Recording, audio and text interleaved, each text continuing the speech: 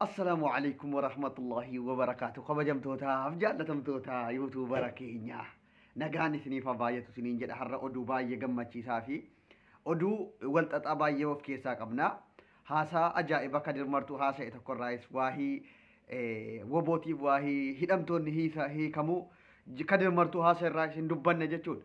Ittaansuudhaan waahii Jawaar Mahammadiif waahii Marroo irratti ibsa kaleessa kaafaawwan baase irratti komii uummanni feesbuukii irratti qabuu fi tiiktook irrattis barreeffama adda addaatiin uummanni ibsataa jiru irraa dubbanna jechuudha. Nuti waan dhugaa malee isinitti himnu isin garuu nama dhugaa jabeeffachuun beektanu laayikii gochuu harkatti isin dhukkuba ta'e hin beeknu. Warri dhugaa barbaadan qofittiin maatiin nuuf ta'a. Namni soba barbaadan eddee sobaa deemaa jechuudha dhaamsi keenya. Egaa kabajamtootaaf jaallatamtoota ilmaan Oromoo nuti odeeffannoo qabatamaatiif waan dhugaa irratti waan saba kana fayyadu irraa dubbannu. Namni waan saba kana fayyadu dubbatu ofii isaatii fayyadamuu qofa osoo hin taane isiniif jecha dubbata yeroo hundi an takkaa waahii waa fayyadamuu kiyyaatiif dubbadheen beeku isin na jaallachuudhaaf laayikiin isin irraa argadhu waan aan godhu yoo isin dhugaa argattan qofittiidha kan gammachuu argadhu jechuu kiyyaaf. Egaa obboleewwan kiyya kaleessa akkuma feesbuukii irratti kaleessa dubbataa ture baay'een keessan waahii ibsa kaafaawwan kaleessa kenne irratti komii guddaa qabdu Oromoodhaaf dubbanna jedhaa wal qoqoodiinsa yeroo ammaa deemuudhaaf ka'u kana waan deeggartan natti fakkaatu waan bilxiginnaan wal qoodiinsa Oromoo irratti hojjetaa jirtu kana galmaan gahuudhaaf waan hojjettan natti fakkaata baay'een keessan. Oromoo taatanii afaan Oromoo dubbachuu hin dandeessanu ta'ee hubachuu hin dandeessanu ta'ee maal hin beeka.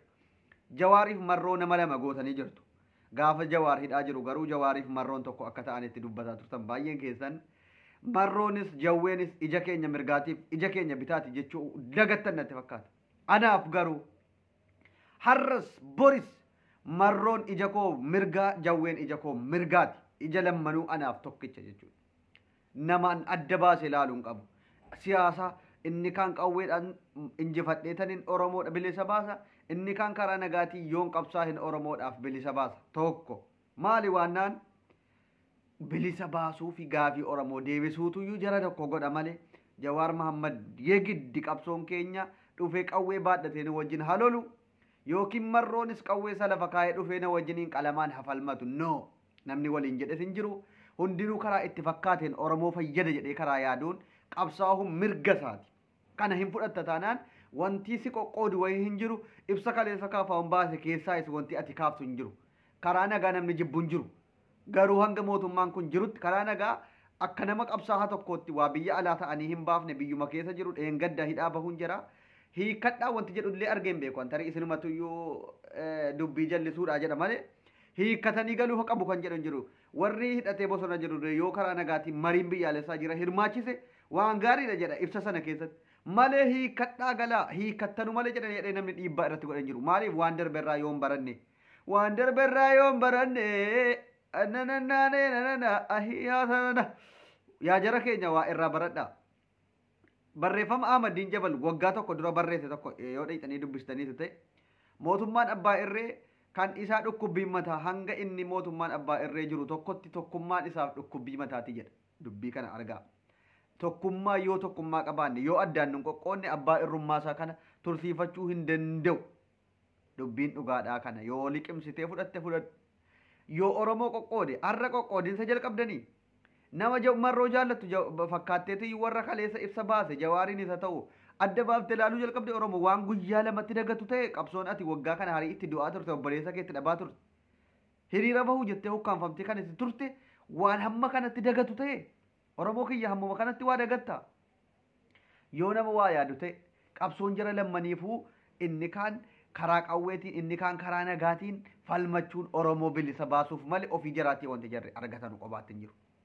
Marroon qawwee baadhatee halolu ati isa sii mijate isa irraa Oromoodhaaf bu'aa guddaa buusa jettee yaadurratti hirmaadhu.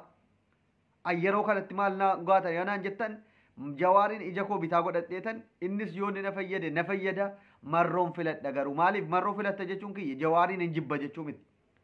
Waan mootummaan abbaa irree biyya keessa jiruuf kan yeroo kana mootummaa abbaa irree kana cabsuu danda'u mootummaa hidhatee jiru nama hidhatee qawwee qabu humna qabu waan ta'eef karaa nagaatiin hammi Jawaar itti milkaa'u ammaaf naa galuu baatuuf yoo inni itti milkaa'e innis waanuman barbaadu bilisummaan barbaada karaa Jawaaris dhibbatiin deeggara gaafa ni na baasa.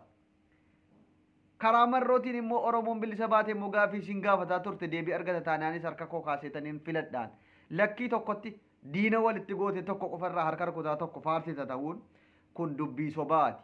Jaalala Oromummaa sun taane qoqqoodiinsa nafxeenyaa yookiin bilxiginnaa nutti fayyadamtee tokkummaa keenya diiguu godhaattu milkeessuu irratti xiyyeeffata jechuudha. Hin barbaaddaa kana. Hin barbaaddaa.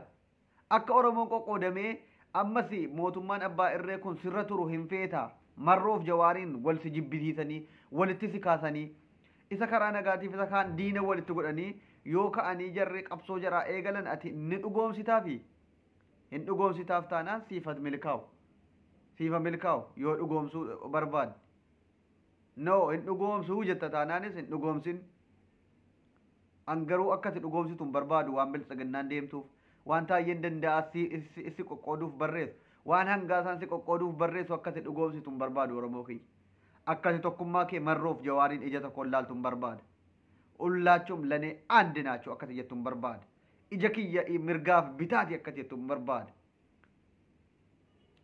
Waa hibahiitii jaraatii wal qabatee waan biyyattii kana irratti mootummaan abbaa cehumsaa akka dhufuudha kana waggaa baay'ee dubbataa turanii ibsa kaafaawwan baasaa ture kaleessa qofaa miti waa'ee mootummaan cehumsaa haa ijaaramu kan hunda hirmaachise mariin biyyaalessaa godhamu lola dhaabaa lolli hin barbaachisu biyya kanaaf jechuun jira har'aa miti. Lola kan jaallatu sheexana malee hin jiru. Marroon jaallateeti amma kan inni magaalaa keessa taa'e qalamaan qabsaa'uu dhiisee qawweedhaan falmaara kun jaallatee miti bar waan dubbiin hammaattee bosona seete malee namni jaallatee qawwee qabatee bosona seenu hin jiru. Otuu mootummaan kun mootummaa mariitti amanu ta'e mootummaa dimokiraasiitti amanu ta'e marroon isa har'a taa'ee qalamaan wajjin mari'ata malee qawwee baadhatee har'a bosona keessa hin jiru ta'a.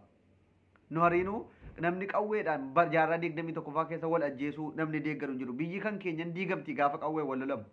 Biyyi nagaan argattu. Jaallannee jibbinee biyyi nuti keessa maatii keessaa qabnu biyyuma kana.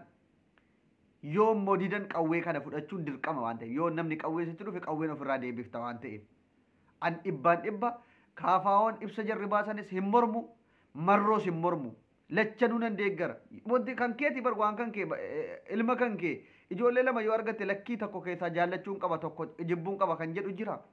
Lachuu ilma keeti. Kan si'iif waan gaarii godhe jabeeffataa ilma keeti waan ta'eef. Kan immoo irra waan gaarii gochuu dadhabe akka inni waan gaarii godhuuf jajjabeessuudha malee walitti duudhanii Oromoo qoqqooduun kun bu'aan qabuun isiniin jedha. Viidiyoo kan hirmartuullee akkasin dhayxanii dhaggeeffatan waan ajaa'ibaa dubbatee jira. Egaa taayyeen danda'a amma yeroo dhiyootti dhufee akka inni sirba baasu abdii qabna. Yaa jawwee koo si qeeqeera maaloo dhiifama naaf godhi nagaheera nagaheera nagaheera nagaheera nagaheera jedhee akkane boo'e.